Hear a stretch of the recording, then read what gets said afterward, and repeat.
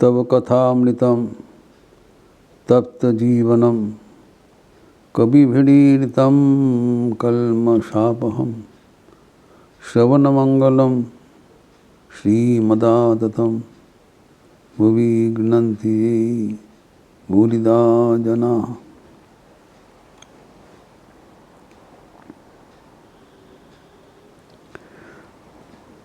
अंतरंग भक्तों के बीच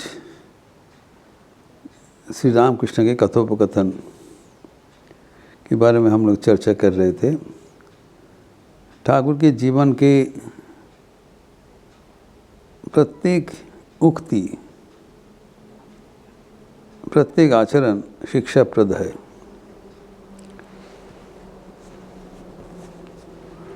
भगवान नर शरीर धारण करके आते हैं एवं मानव की सर्व प्रकार की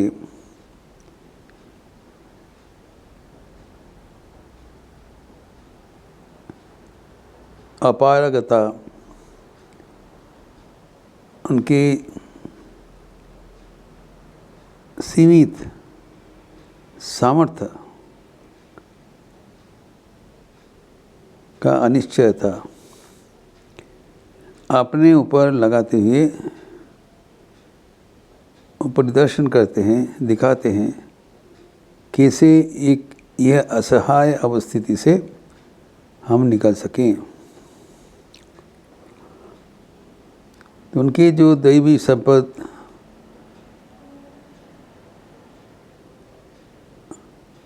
जो ऐश्वर्य, क्षमता, सब कुछ छिपा के आते हैं। अगर वो प्रकट हो जाता तब उनको हम मनुष्य रूप से ग्रहण नहीं कर पाते। उनकी जो जीवन यात्रा वो हमारे लिए इतने शिक्षाप्रद नहीं होता है। जब हम देखते हैं वो हमारे आप जैसे एक साधारण मानव है और वो कैसे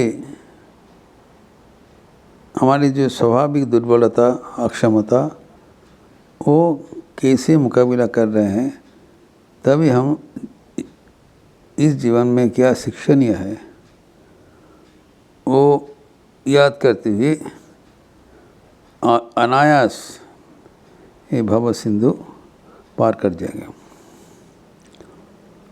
यहाँ पर इस प्रसंग में जो कहा गया है कि गले में कठिन बीमारी है, इस वजह से भक्तगण का मानसिक अशांति की कोई अवधि नहीं है। तब यहाँ पर कहा गया है कि ईश्वर ही अपना सामर्थ्य, शक्ति छिपाकर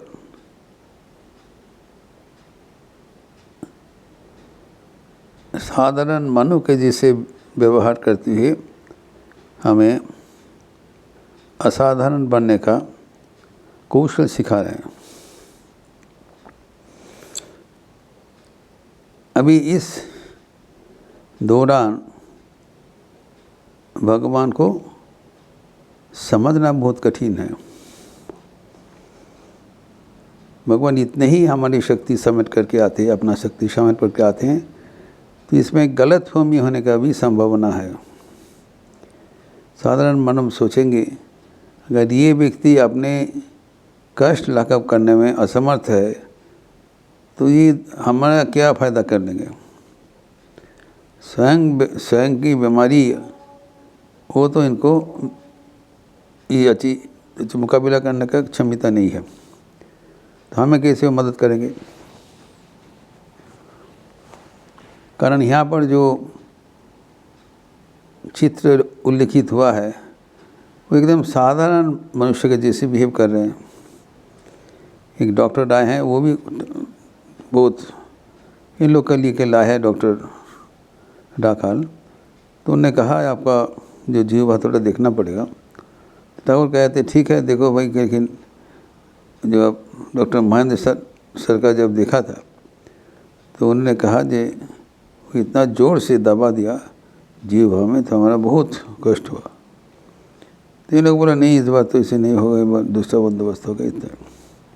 तो ये जो डॉक्टर डाखाल को कह रहे हैं, वो कहते हैं आपको थोड़ा परीक्षा करना पड़ेगा।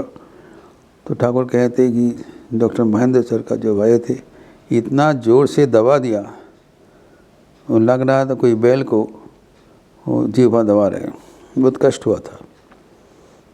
अर्थात उनकी साधारण मनुष्य का जैसा कष्ट बोध है, कोई अलौकिक जीवन नहीं प्रदर्शन कर रहे हैं, एकदम साधारण लौकिक जीवन में जैसे आप हमका दर्द होगा, कष्ट होगा, वैसी कष्ट झेल रहे हैं। लेकिन उनके पूर्ण विश्वास और डॉक्टर के पास है। इस कारण यहाँ पर उल्लेखित है जे एक बालक के जैसे, तो वो डॉक्टर को जो कुर्ता को हाथा अपने हाथ से पकड़ते हैं, कहते हैं बाबू बाबू हमें ये रोग से मुक्त कर दो, भाई हमें ये कष्ट से मुक्त कर दो। भगवान के पास प्रार्थना नहीं कर रहे हैं, स्वयं भगवान एक साधारण डॉक्टर के पास इतना अनुनय विनय कातर प्रार्थना कर रहे हैं, यह दिखाते हुए कि अगर हमारे तो ये बीमारी अनिवार्य है, शरीरम व्याधि मंदिरम, ऐसा कोई व्यक्ति नहीं है जिसको शरीर में नाना प्रकार का व्याधि कभी न कभी आएंगे। उस समय में हम कैसे इसको झेल सके, how to react in such situation. ये कहते हैं कि जो रोग को निरामय करने के लिए जो कुछ है वो तो दवा पानी सब देना पड़ेगा, लेकिन उनको ईश्वर ज्ञान करते हुए उनके साथ वार्तालाप करोगे, विदाउट डाउटिंग हिज कैपेसिटी। वो भगवान जैसे है, यही उनका सृष्टि का नियम है, और उसी अनुसार अगर हम आगे चलें तब एक का जो कष्ट हुआ है दूसरा कोई का कष्ट शेयर करके दोनों ही लाभान्वित हो सकते हैं, ये उनका कहना है। तो भगवान का जो अपना छिपा हुआ शक्ति होता है, लेकिन हमारे भलाई के लिए, कल्याण के लिए अपना वो शक्ति, ये अलौकिक विभूति समेट करके रखते हैं। एकदम बहुत सुंदर नाटक। अगर वो पूर्ण शक्ति से आविर्भूत होते तो उसमें से अपना जीवन में देखा था कि हमें कुछ संवाद नहीं मिलता, कारण वो तो विपद मुक्त जीवन बराबर ठाकुर का प्लान नहीं है। जब अवतार का आश्रय लेते हुए हम लोग कुछ अनुष्ठान करेंगे तो उनका शक्ति उनको बराबर हमें मिलते रहेंगे। तो ये जो भगवान को जो विचित्र लीला कभी हमें भूलना नहीं चाहिए। याद करिए जब वो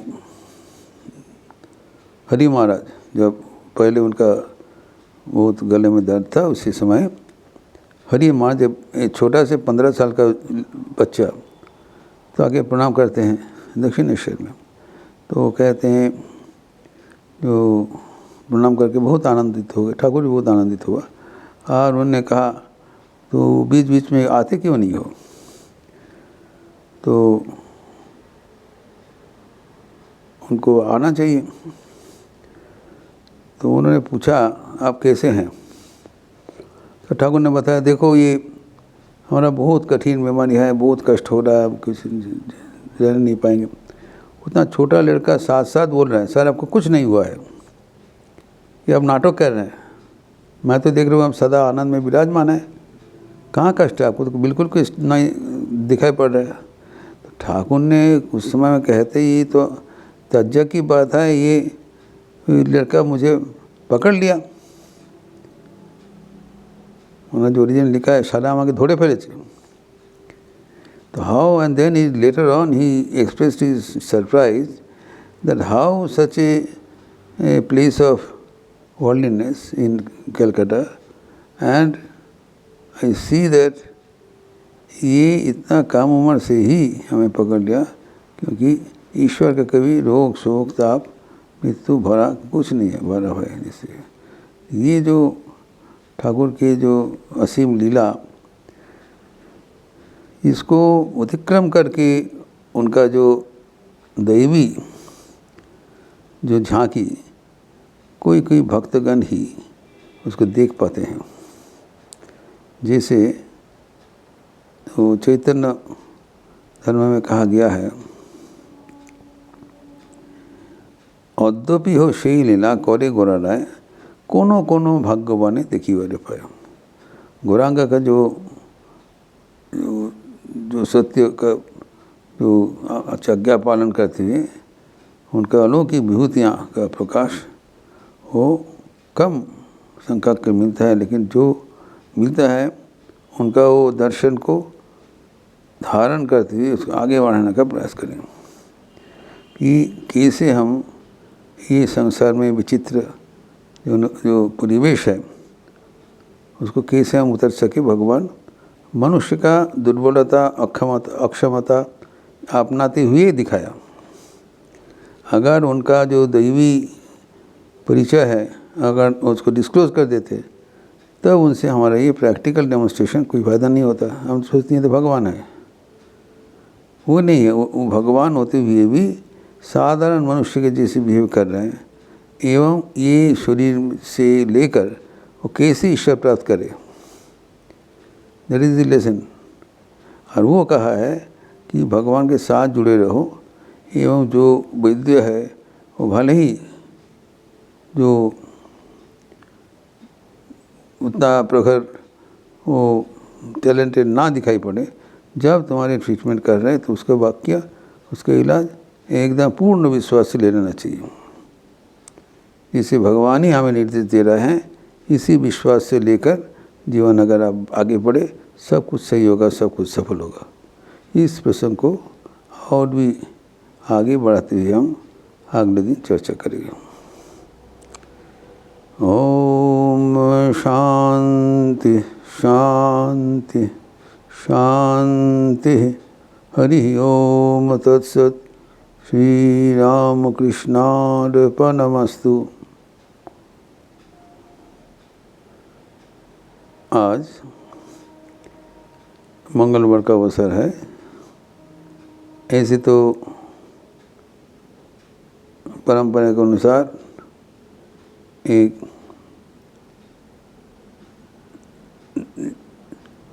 जो आज एकादशी तिथि है उसको मानते हुए भी संध्या के उपरांत जो राम नाम संकीर्तन तथा हनुमान चालीसा भी पाठ होगी।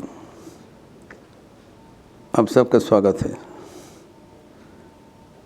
अच्छे रहिए, स्वस्थ रहिए, आनंद में रहिए। नमस्कार।